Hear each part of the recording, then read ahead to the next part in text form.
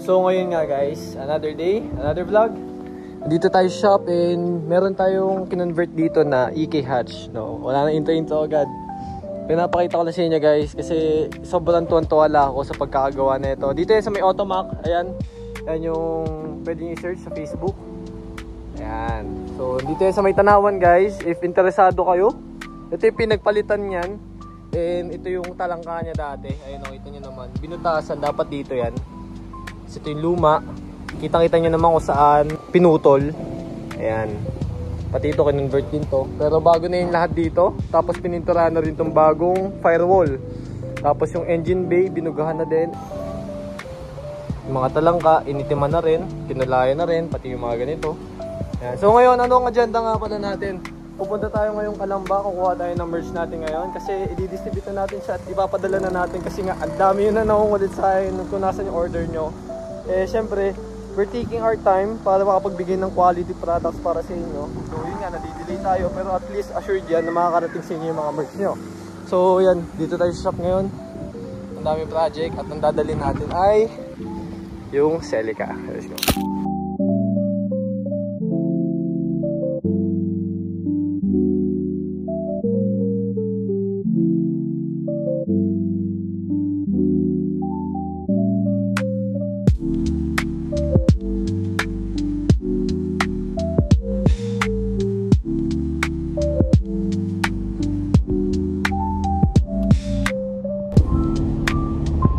Gusto ko lang talaga mapakita sa inyo kung ano yung process sa journey ko para matupad o kaya magalawan natin yung mga pangarap natin ngayon. Just yun nga, makapag-overseas tayo ngayon, makapag-create tayo ng content sa isang lugar na gusto natin makapunta lahat tayo. Neon Ikemas, alam nyo na yun. Alam nyo na yun. Kaya ito, pinapakita ko na sa inyo yung journey natin kasi nga di ko na binavalue yung magkaroon ng perfect results. Lagi naman yung makikita nyo sa mga ibang YouTuber, parang gusto nila kung ano mapakita na nila sa inyo is yung gusto nilang gayahin nyo and hindi nila pinapakita kung paano nila nakukuha. Ngayon gusto ko ma-document to kasi unang-una, nito hindi ako nagbablog.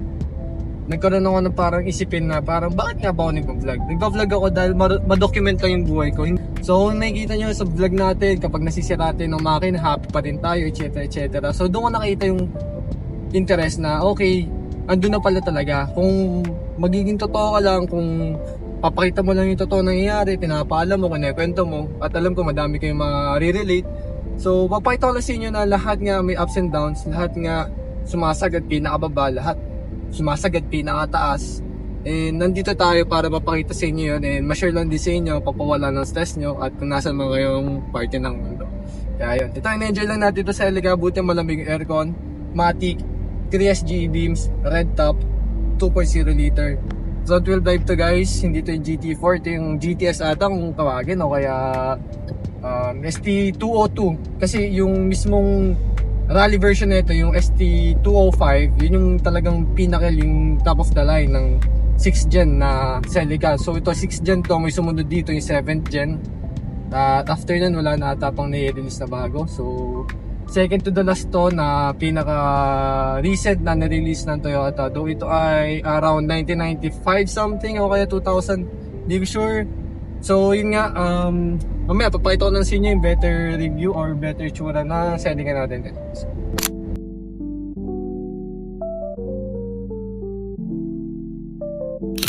Ang tangi hindi lang nagana dito yung RPM nya, lahat yan nagana na.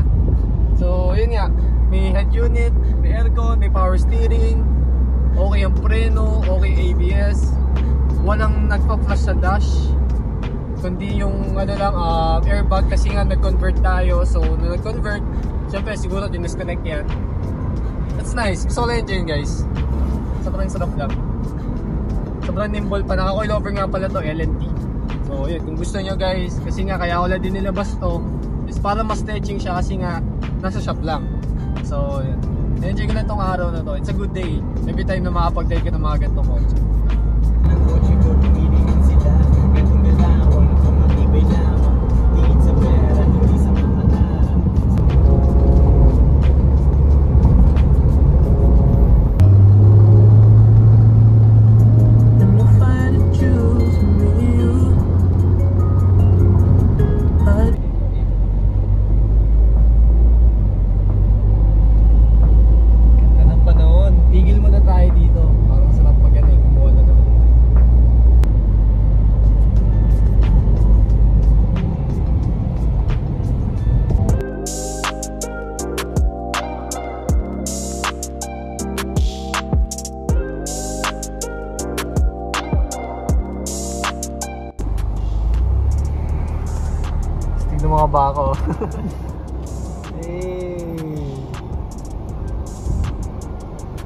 Ganda ng bundok oh.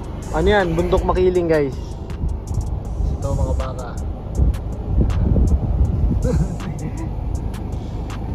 Medium rare. Medium rare. No shit. Sawagin tayo no.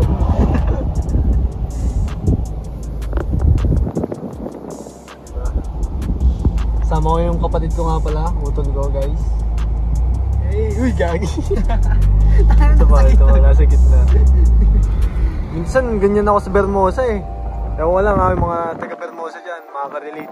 Biglang may baka sa gitna ng daan guys. Sobrang bilis pa ng takbo, tapos sobrang dilim pa ng daan doon. Wait lang, tabi ko muna to dito kasi gusto ko lang makita nyo yung makina nito guys. So syempre, kulang tong review na to, walang engine reveal.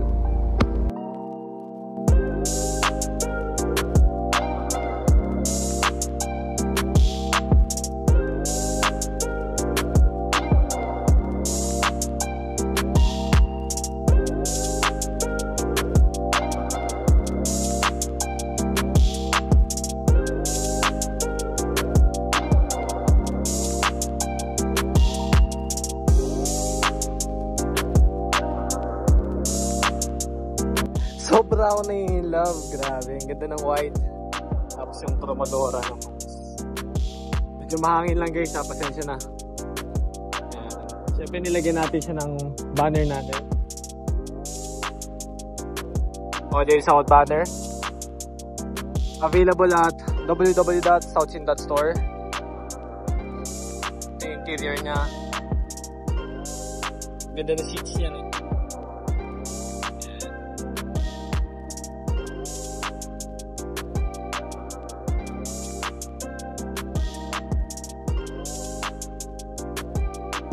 Ganda ng quad locks.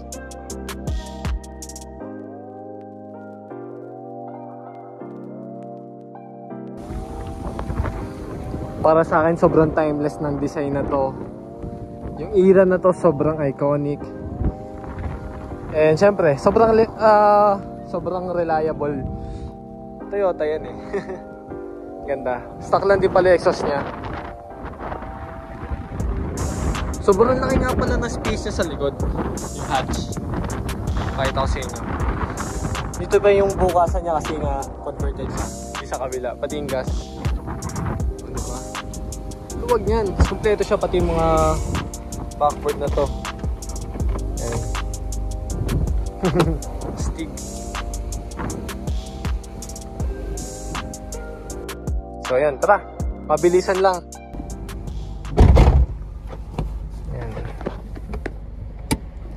Tumigil lang kami talaga kasi gusto ko lang mapakita sa inyo yung kotse and malapit lang dito yung kinukuha na natin ng shirt natin guys. So yun, excited na nga pala akong makita and mapakita sa inyo kasi limited lang yun. Simula naman nung una guys, alam niyo naman yung mga ni-release natin t-shirt, sobrang laking bagay na support nun para sa channel natin. And shit. Ingat po sa mga nagdadrive dyan. Ayan.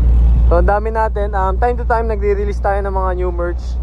And happy naman ako sa support na binibigay nyo kasi lagi natin nauubos. Ang bilis nga actually. So you can check it out. Southsin.store, the one and only. Mamaya magpapak na kami. Yung utol ko, katulong ko dyan. Kaya excited ako kasi ang dami nyo nang nangungulit sa akin kung nasan yung merch nyo. Pasensya na guys ha. Pero inintay talaga natin kasi ginandaan talaga natin yung quality. Mamaya papakita ko sa inyo yung mga ginawa natin. Ito yung bagong FD ni Kuya Jem nga pala. K20. Happy ako kasi nanggaling siya CRV. Pamilyado na ang topa natin.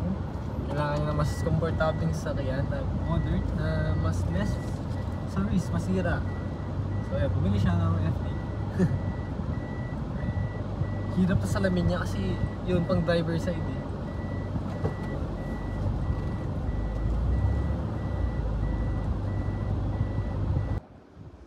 Yun yung FD na guys. T20 naka EP3 na. Kakabili niya lang ng goma. Champiro SX2 na 215, 45, 17. So 17 kasi ito. Mas 5 lugs na siya. Mas A-series nga siya. So ito EP3 oh. Pang Type R yan na mags. Alam mo ba yun? Ito yung ano din eh. Made in, nakalagay, made in ano eh, Italy. Commodore. Kat na sa Elica. Dito yung ginagawa yung labit natin. Pupuntahan na natin. What's up boys?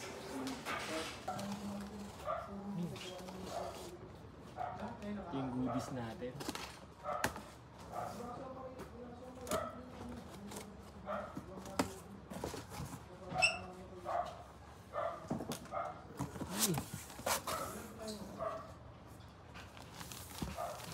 Grabe. Oo. Grabe, di ba? Sheesh. Tatabaksan natin sa... Zodiac dam yun ano eh? Asan yan? Wow. Art of Speed. Large to guys. Yan o. So cotton. 100% cotton ang gamit natin. And ito yung design niya. Art of Speed. You could hear them before you could see them. The silence of twilight splintered with the sound of highly strung, highly tuned engines. A dozen modified cars thunder past at savage velocities. Ano, sobrang OG ng Prius ko na yun. Sobrang OG. So ito, collaboration to with Midnight ko nga pala. And South Scene, Art of Speed. Diba? Speed Racer, diba? Di na nakita eh, no? Ewan dito ata yung isa. Sabi ni Kuya, yung may white na sticker, ayun yung kotse. Dami kasi nito guys. Sticker. Ayun, white na sticker. Okay. Ito ay medium.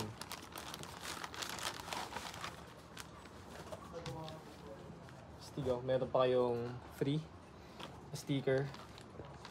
Naka-frosted pa, yung ziplock. Tapos ito yung design niya. Ano sabi mo? Grabe. Ang pogi ni Rian. Namiss ko tuloy.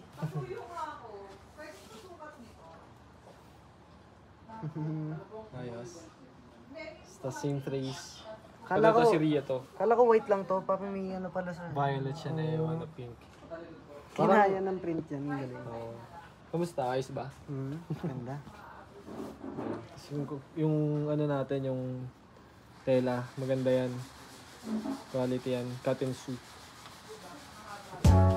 Lights mo.